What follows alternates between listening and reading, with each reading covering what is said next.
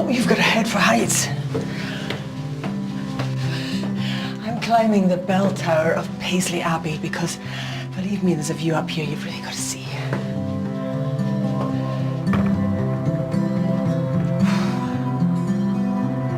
Wow, what a view. You can see some of Paisley's grandest buildings from here, of the kind that still provide inspiration for people living in and around the town. In today's Songs of Praise, we've got inspiring music too, and I'll be meeting some of the people most proud to be living in Paisley. There are the Stitchers, making sure Paisley's past is not forgotten. This lady, she's in all her finery, with her cloche hats and her fancy wee handbag. A world-renowned Paisley sculptor who's embarking on his work of a lifetime. It's a huge project. It will see me out. I mean, I'll be working on it till my dying day. And of course, some wonderful hymns from a packed Paisley Abbey.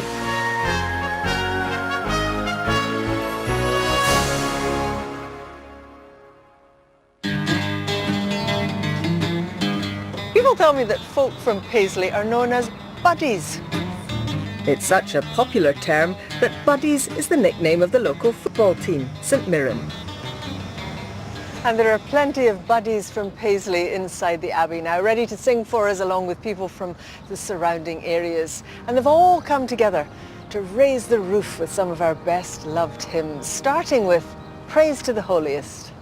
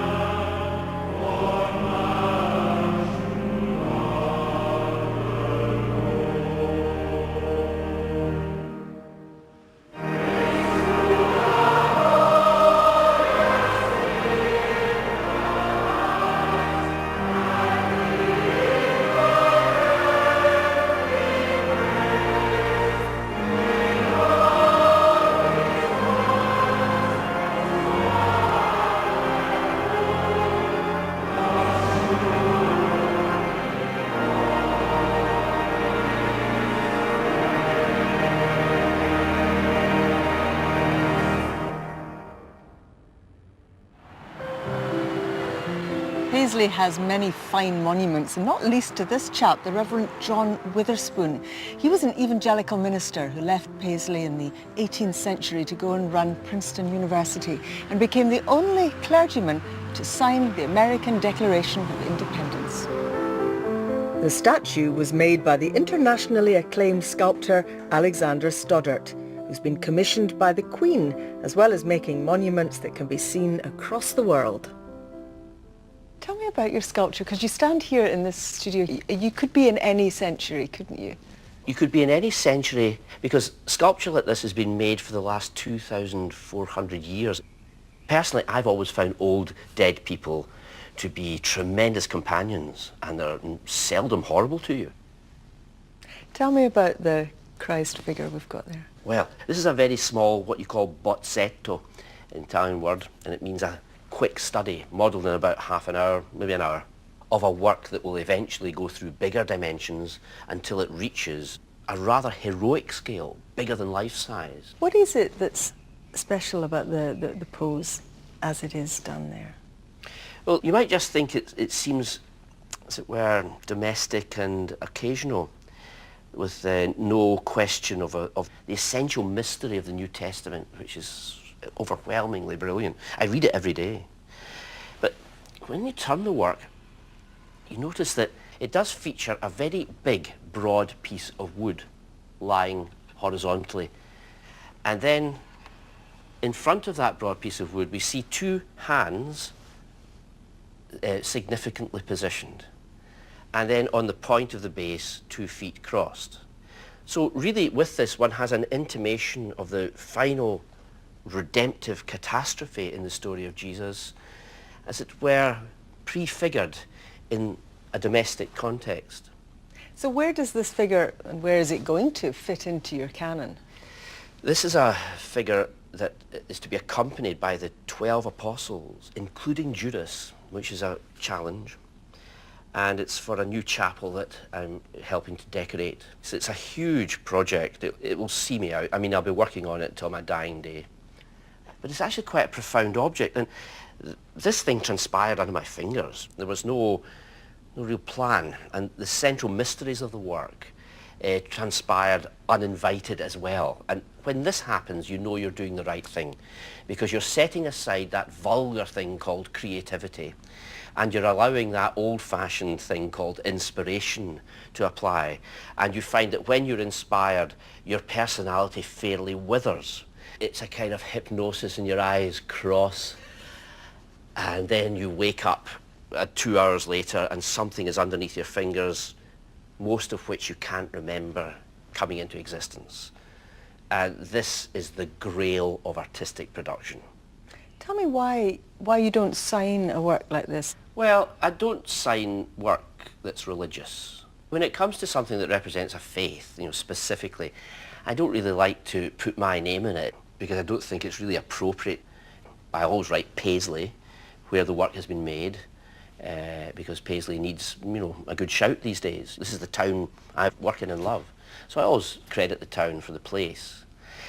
So creating this thing of beauty and of power, what does the person of Christ mean to you?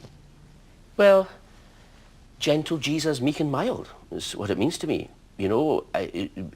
Rather than trying to leave the world a better place, it's our duty to try to leave the world a better man. And if we could do that, all of us, then lo and behold, the world would become a much better place.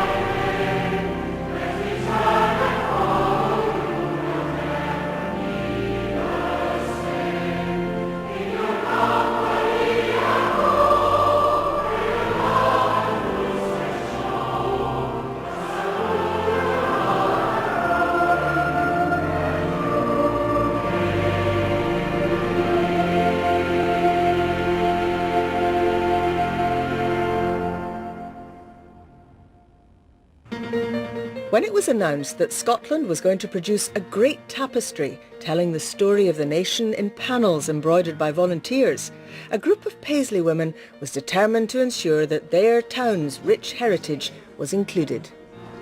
We wanted to get a group of people together to do something really worthwhile in the town. We put forward the Paisley panel for that, and we were given the theme of the 1930s. Oh, that's great. Paisley's always been a place where everybody comes together and does things together, and we're all full of chat and that sort of thing. So we made it Paisley Patter so that we're doing the stitching and chatting and telling stories about the mill. This is a woman who's going to the Kelburn Cinema in Paisley. It was in the Glasgow Road. It was built in the 1930s, and this lady, she's in all her finery, with her cloche hat and her fancy wee handbag. I'm doing a St Mirren football player. It's one of Paisley's biggest features is the St Mirren Football Club. I think that's one of the great things about it, is that everybody supports them, even if they're not into football. It's really, really important that projects like this run. It's very much a community group, and it's bringing people from all different walks of life together, and that's what Paisley needs. It makes me feel proud to be part of it. You know, it's going to be up in the Scottish Parliament, and in 100 years people will be able to look at it, you know, probably when I'm kicking up the daisies. I think I'm going to have to come round a bit. I'd love to see that. My values are just trying my best to be a good person, to do what's right, to help your town, to help your family, to help your friends. That's the Christian value thing. We rely on good people who want to do good things. I don't know who's got the thread in now. Oh, the thread is sitting. Thank you. To be part of something that's going to be the great tapestry of Scotland. It's all going to be sewn together, all the ones from every town or city in Scotland that are doing them. It brings the whole of Scotland together, really. We've all done a part in that whole tapestry. Scotland is also rightly proud of its musical past. Now Alistair Ogilvie weaves the words of a familiar Scottish hymn into a traditional folk tune.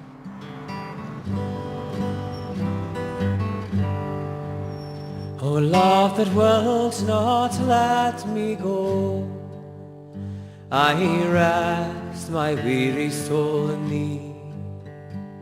I give thee back the life I owe. May richer, fuller be. O light that follows all my way, I yield my torch to thee.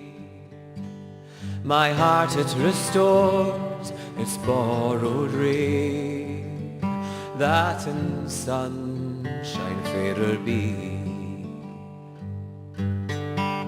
O joy that seekest me through pain, I cannot close my heart to thee. I trace the rainbow through the rain, that in morn shall tearless be.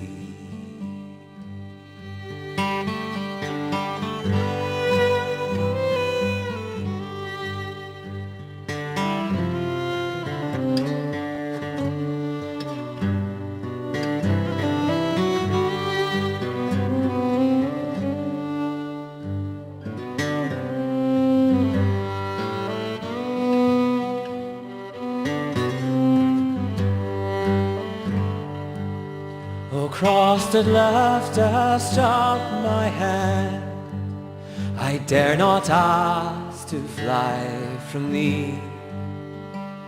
And from the ground there blossoms red, life that shall endless be. And from the ground there blossoms red, life that shall endless be.